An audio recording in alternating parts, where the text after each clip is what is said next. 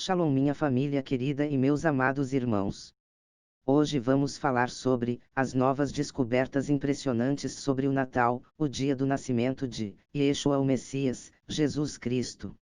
Após extensas pesquisas, alguns estudiosos como William J. Tai, professor associado de História na Muhlenberg College, em Allentown, Pensilvânia, concluíram que a data de 25 de dezembro na verdade surgiu inteiramente a partir dos esforços dos primeiros cristãos para tentar determinar a data histórica do nascimento de Yeshua, o Messias, Jesus Cristo, e que a famosa festa do nascimento do Sol Invicto, possivelmente surgiu posteriormente em Roma, como uma tentativa de criar uma alternativa pagã para uma data que já era importante para a comunidade cristã primitiva. Ou seja, não foram os cristãos que se apropriaram e deram novo significado a uma data festiva pagã, mas os pagãos é que tentaram, sem sucesso, se apropriar de uma data cristã. Nos escritos dos primitivos, podemos verificar que o Natal, dia do nascimento de Yeshua, o Messias, em algumas comunidades como na Igreja de Jerusalém era celebrado junto com a Epifania, 6 de janeiro. Porém, também é fato que, no século IV, em muitas dioceses a exemplo de Roma, Constantinopla e Antioquia já era costume celebrar o Natal no dia 25 de dezembro. João Crisóstomo, bispo de Antioquia, fundamentava essa tradição no cálculo sobre a data em que Zacarias recebeu o anúncio do anjo Gabriel enquanto oficiava no Templo de Jerusalém. Patrologia Graica, Zdovii, 752, Zlix, 351. Ou seja, a celebração do dia de Natal não tem nada a ver com a suposta substituição de festividades pagãs. Como fazemos para estabelecer o dia do nascimento de Yeshua, o Messias? A contagem dos dias começa pelo anúncio do nascimento de João Batista. As escrituras da Bíblia dizem: nos tempos de Herodes, rei da Judéia, houve um sacerdote por nome Zacarias, da classe de Abias, sua mulher, descendente de Arão, chamava-se Isabel.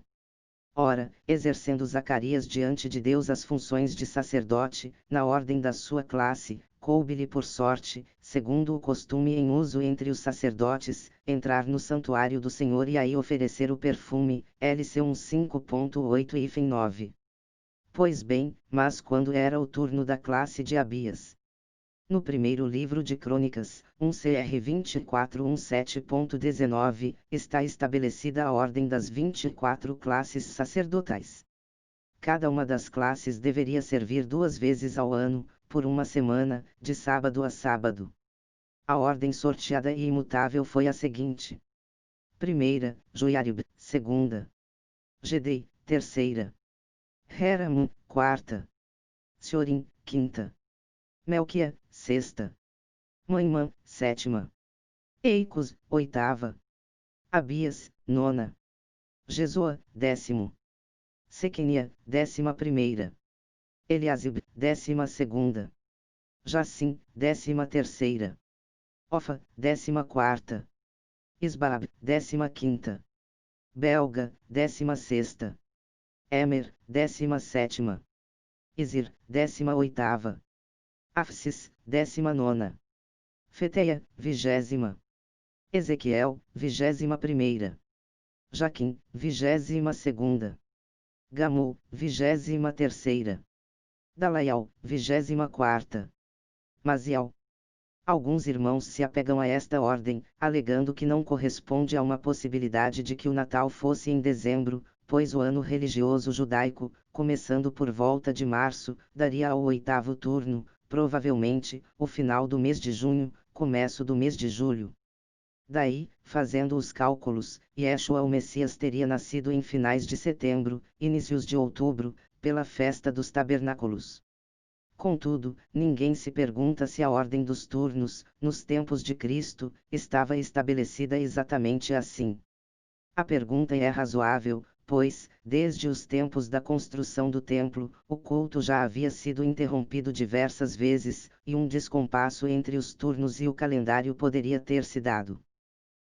Por incrível que pareça, foi isso mesmo que aconteceu. É o que constatou Anne Jalbert, uma especialista francesa. Por outro lado, o especialista Shemarjal Tolman, da Universidade Hebraica de Jerusalém, trabalhou sobre os escritos de Qumran e sobre o calendário do Livro dos Jubileus, e conseguiu precisar a ordem semanal dos 24 turnos.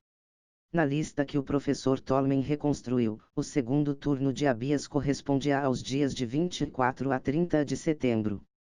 Portanto, quando Lucas recolhe essa indicação, sendo ele um atencioso narrador da história, nos dá a possibilidade de reconstruir a data histórica do nascimento de Yeshua o Messias. Agora, resta-nos fazer as contas. O anúncio do nascimento de João Batista seria no dia 24 de setembro, no calendário ortodoxo. Esta festa se celebra no dia 23 de setembro. Note-se que esta festa é muito antiga na tradição da Igreja Oriental. 6 meses depois, seria o anúncio do anjo Gabriel a Maria sobre a gravidez, no dia 25 de março, festa litúrgica da Anunciação. 3 meses depois, o nascimento de João Batista, dia 24 de junho, festa litúrgica do seu Natal. E 6 meses depois, 25 de dezembro, o nascimento de Yeshua o Messias, solenidade do Natal do Senhor.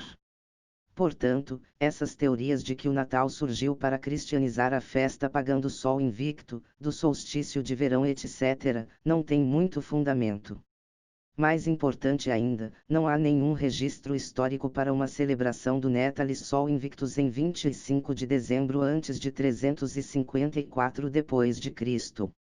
Dentro de um manuscrito iluminado do ano de 354 d.C.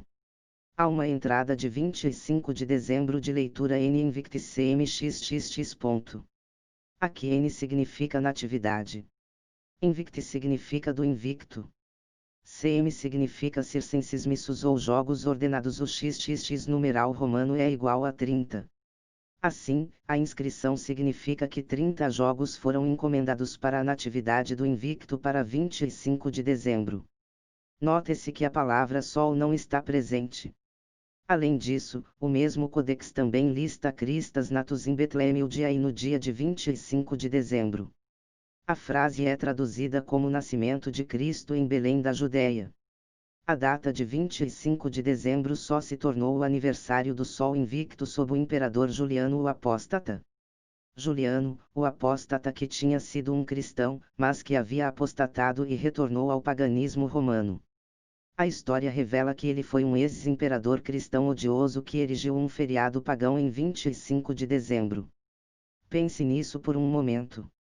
O que ele estava tentando substituir? Estes fatos históricos revelam que o Sol Invicto não era provavelmente uma divindade popular no Império Romano. O povo romano não precisava ser tirado de um chamado feriado antigo.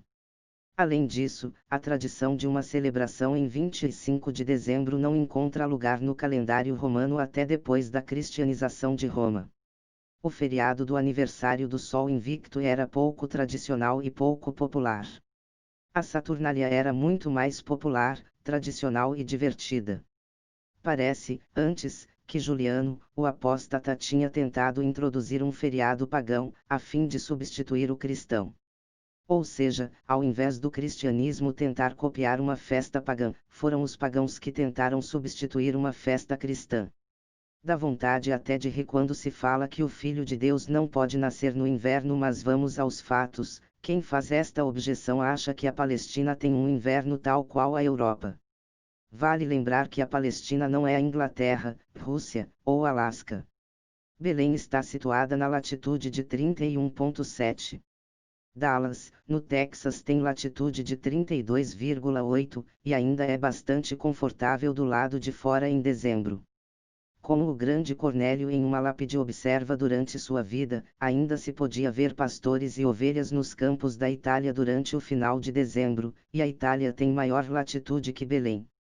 Podemos ver no site do AccuWeather, um dos mais respeitados sites de meteorologia do mundo, que a temperatura média de Belém no mês de dezembro varia entre 10 e 20 graus C em todo o mês de dezembro. Claro que estamos falando de pelo menos 2020 anos de diferença, porém por projeção e sabendo que não houve uma drástica mudança climática em Belém neste tempo, podemos afirmar que esta era a temperatura média que Maria e José enfrentavam quando Yeshua o Messias nasceu. Em outros locais com temperatura menor que esta, várias atividades são feitas normalmente, nada impediria pastores estarem com seus rebanhos no campo, mesmo levando em conta a temperatura mínima e mesmo que houvesse neve. Podem pesquisar como vários pastores cuidam e cuidavam de ovelha na neve. A Bíblia confirma plenamente a capacidade de pastores estarem nos campos, vigiando seus rebanhos em dezembro. Refere-se especificamente que Jacó vigiava rebanhos de Labão pela geada do inverno à noite, de N 31, 40. Pesquisem fotos de Belém no inverno. Como pode ser visto nas fotos pesquisadas, o clima é perfeitamente adequado para estar do lado de fora. Por isso, não há simplesmente nenhuma base para essa objeção. O Natal é um feriado muito amado, celebrado por bilhões de pessoas em todo o globo. Só nos Estados Unidos, o Pew Research Center relata que cerca de 96% da população comemora o Natal, incluindo 8 em cada 10 não cristãos, incluindo ateus, agnósticos, e aqueles que não têm compromisso de fé. No entanto, o Natal também é uma festividade cristã única. Sua mensagem central é sobre um Deus pessoal que toma sobre si a humanidade e entra no mundo para redimir os seres humanos pecadores que nunca poderiam redimir-se. A mensagem cristã é inevitável. Eu acredito que o amor do Natal, juntamente com a aversão ao cristianismo, é uma razão pela qual os ateus continuam a repetir a afirmação de que o Natal é uma redefinição de um feriado pagão romano.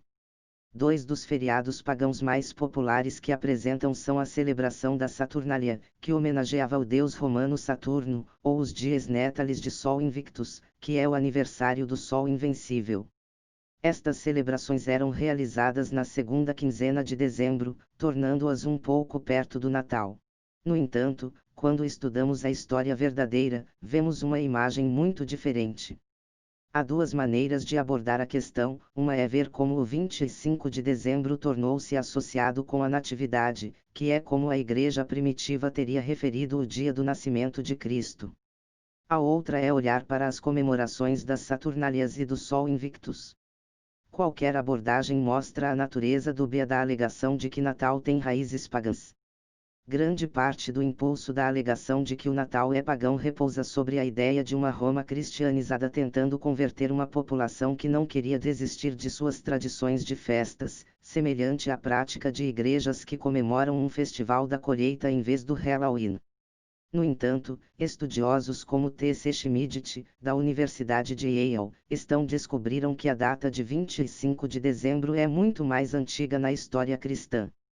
Ao traduzir o comentário de Daniel, de Hipólito, escrito pouco depois de 200 d.C., Schmidt salienta que 5 dos 7 manuscritos contêm 25 de dezembro como a data para o nascimento de Yeshua o Messias e outro oferece o dia 25 de dezembro ou março.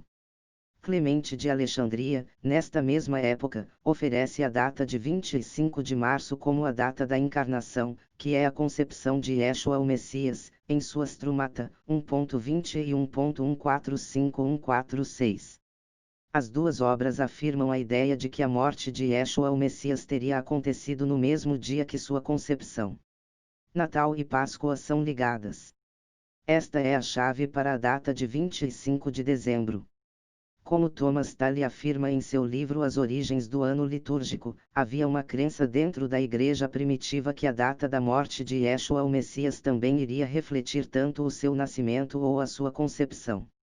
Agostinho escreveu sobre isso, dizendo: é crido que ele foi concebido no dia 25 de março, dia em que também ele sofreu, de modo que o seio da Virgem, no qual ele foi concebido, onde ninguém dos mortais foi gerado, corresponde à nova sepultura na qual ele foi enterrado, na qual ninguém havia sido posto, J.O. 19,41, nem antes nem depois dele. Mas ele nasceu, segundo a tradição, em 25 de dezembro.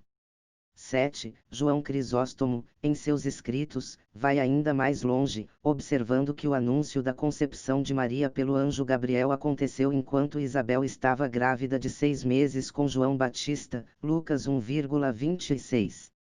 Crisóstomo afirma que o serviço de Zacarias foi no dia da expiação, fazendo assim a concepção de João Batista acontecer no outono. Adicione 6 meses e a concepção de Yeshua o Messias cai na primavera, por exemplo, 25 de março. Eu não sei se este cálculo é historicamente exato, mas mostra o quanto a igreja primitiva unia os dois eventos. A ideia de escolher aleatoriamente uma data pagã parece uma ideia muito falha. Aqui está o fato. Se os cristãos estavam reconhecendo o nascimento de Cristo até o início do terceiro século, faz sentido pensar que isto foi uma invenção do quarto século para convencer a população romana para abraçar o cristianismo.